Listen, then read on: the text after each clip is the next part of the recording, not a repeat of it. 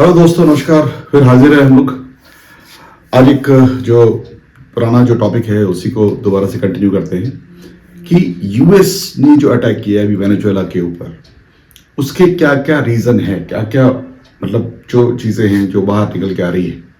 अगर आपने एक बात गौर से देखी हो तो इस यूएस ने जो अटैक किया है उसमें सारी कंट्रीज ने, बेसिकली सबसे ज्यादा तो चाइना ने इसका बहुत ज्यादा अपोज किया है। बट आपने देखा होगा कि रशिया जो है इसमें बहुत ही साइलेंट है। इसके पीछे गेम क्या है, तो हम पहले समझते हैं कि यूएस का जो अटैक है उसके क्या क्या मेन रीजन है। जब तक हम रीजन का पता नहीं लगाएंगे तब तक हमें पूरा गेम नहीं समझ में आएगा कि क्या दोनों सुपर पावर्स के अंदर क्या कोई नेक्सस है, क्या इनके बीच में कोई एग्रीमेंट हो चुका है। तो इस बात को थोड़ा सा समझते हैं।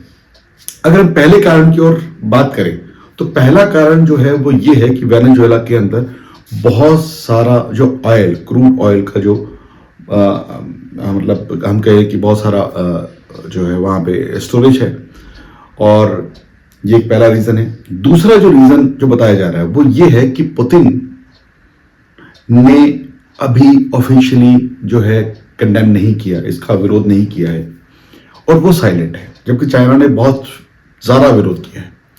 इसके पीछे का रीजन ये है कि कहीं इन दोनों के बीच में जो बिग पावर्स हैं इनके बीच में कहीं ना कहीं ये एग्रीमेंट हो चुका है कि पुतिन यूक्रेन को ग्रैब कर ले, यूक्रेन को हड़प ले, और डोनाल्ड ट्रंप जो है वो वेनेजुएला को जो है वो हड़प ले या इसको सिक्योर कर ले। इसके पीछे ये जो प्लानिंग है ये पुतिन की प्लानिंग बहुत लंबे टाइम से प्लानिंग है, क्योंकि सबसे पहले जब पुतिन ने क्रीमिया पे अटैक किया था तो पुतिन को बहुत सारे इकोनॉमिक सैंक्शन और जो वर्ल्ड वाइड जो उसे फेस करना पड़ा था कि डिस्ट्रेस, कि रशिया जो है वो कभी भी आपके ऊपर अटैक कर सकता है। दूसरी बात, क्यों पुतिन इसका वेट कर रहे थे? पुतिन इसलिए इसका वेट कर रहे थे क्योंकि पुतिन भी चाहता है कि यूएस अगर वेनेजुएला पे अटैक करता है, उसके बाद में ग्रीनलैंड को भी अटैक करता है, तो उसके लिए पुतिन के लिए एक रास्ता खुल जाएगा कि वो फर्दर यूक्रेन के बाद में पोलैंड पे अटैक करे। क्योंकि इसकी अगर हम थोड़ी सी हिस्ट्री में जाने की कोशिश करें तो आपने देखा होगा किसी भी वर्ल्ड पावर को अगर आपको मतलब खत्म करना है तो पहले उसे एक्सपेंशनिस्ट, जो यानी कि जिसे हम कहते हैं साम्राज्यवाद, इंपीरियलिज्म, उसे बढ़ने दो ताकि पूरे वर्ल्ड वाइड उसका विरोध हो, डिस्ट्रस्ट जो है वो डेवलप हो। उससे क्या होगा? उससे उस देश की जो साख है उसमें कमी आएगी, और जब साख में कमी आती है तो पूरा वर्ल्ड ऑर्डर क्या होता है? चेंज होता है। तो इससे पुतिन के लिए आसान हो जाएगा कि वो फर्दर पोलैंड पे भी अटैक कर सकता है और वो अटैक कर सकता है उसके बाद फिनलैंड पे भी। ठीक है, तो एक तो ये बात कि क्या इनके बीच में कोई नेगोशिएशन हो गया है डोनाल्ड ट्रंप और पुतिन के बीच में, ये भी एक कारण है।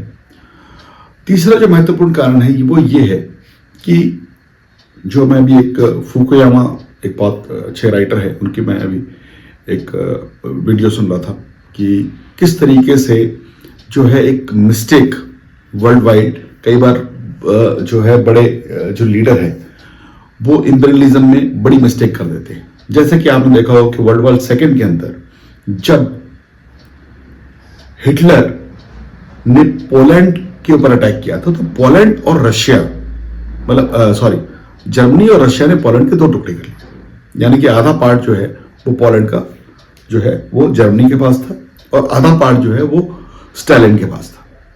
पर फिर जब हिटलर ने और ज्यादा आगे बढ़ा हिटलर, तो स्टालिन ने उसको बढ़ने दिया। क्यों? क्योंकि उससे जर्मनी के खिलाफ पूरा का पूरा वर्ल्ड जो ऑर्डर है वो चेंज हुआ और पूरा जर्मनी के खिलाफ जो है, हिटलर के खिलाफ जो बाकी जो पावर्स है वो यूनाइट हुई, और इससे क्या हुआ कि हिटलर का डिक्लाइन। तो ये भी एक रीजन है कि हम जो पुतिन ये चाहता है कि जो डोनाल्ड ट्रंप कर रहा है वो करने दे, ताकि उसके खिलाफ, यूएस के खिलाफ माहौल पैदा हो, और माहौल जैसे ही पैदा होगा तो उससे कहीं ना कहीं रशिया की लेजिटिमेसी पूरे वर्ल्ड वाइड वो इंप्रूव हो। इससे चाइना को भी सपोर्ट मिलेगा और इनका भी ट्रेड बढ़ेगा। ठीक है, तो मेरा ये छोटा जो एनालिसिस है ये आपको कैसा लगा, वीडियो में कमेंट में आप जरूर लिख के मुझे बताएं।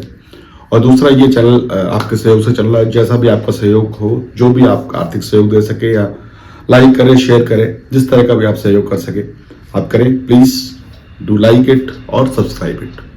ओके, जय हिंद, जय भारत।